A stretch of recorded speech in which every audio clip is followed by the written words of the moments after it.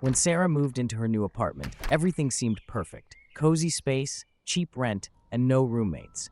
But on her first morning, a note appeared on the fridge. "Please don't leave dishes in the sink, Jay." Confused, she laughed it off as a joke. The notes kept coming. "Turn off the lights before bed. Stop leaving the door unlocked." But Sarah lived alone, or so she thought. One night, she stayed up late, pretending to sleep, hoping to catch the prankster. The sound of soft footsteps echoed from the kitchen. Gripping her phone, she crept toward the fridge. Another note was waiting. "I know you're awake." Before she could scream, the lights went out, and a whisper filled the air. "I said, don't leave the door unlocked." Sarah wasn't alone anymore. Clara thought the creaks in her new apartment were normal. Old buildings always made noises, right? But then came the whispers. At first, they were faint, like a breeze brushing through cracks. Then, one night, they said her name. "Clara." She froze, heart pounding. It sounded like it came from under the floorboards. Telling herself it wasn't real, she tried to sleep. But last night, a single sharp knock woke her up. It came from beneath her bed. She couldn't ignore it anymore. Grabbing a flashlight, she pried up the floorboards. Beneath, in the dark crawl space, something moved. And now, it knew she had found it.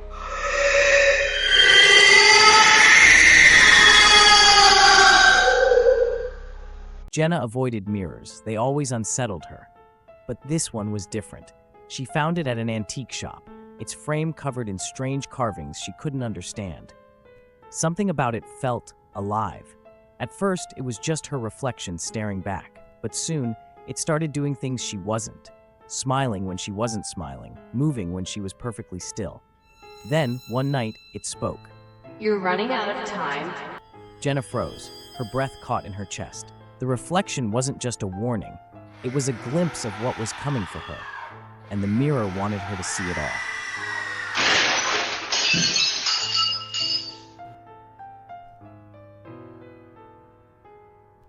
They told her not to answer the door after dark.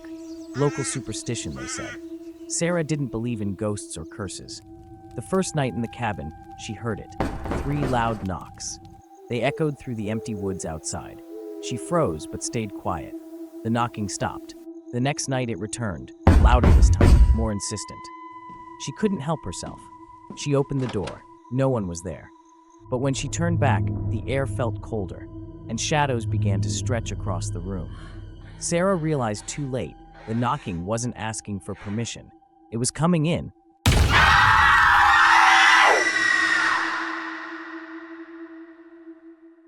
Jacob didn't believe the stories about missing workers in the abandoned subway tunnels. He just needed the paycheck. The first few days were quiet, nothing but the echo of footsteps and dripping water.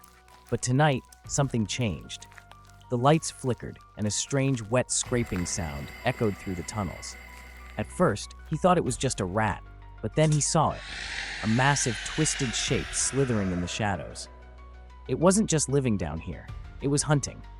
Jacob ran, but the creature's growl reverberated all around him. In these tunnels, there was nowhere to hide. Hey, I'm Dark, and this is where I live, on the Scrapverse. Man, I love this place. You having as much fun as I am? It's been quite the ride, huh?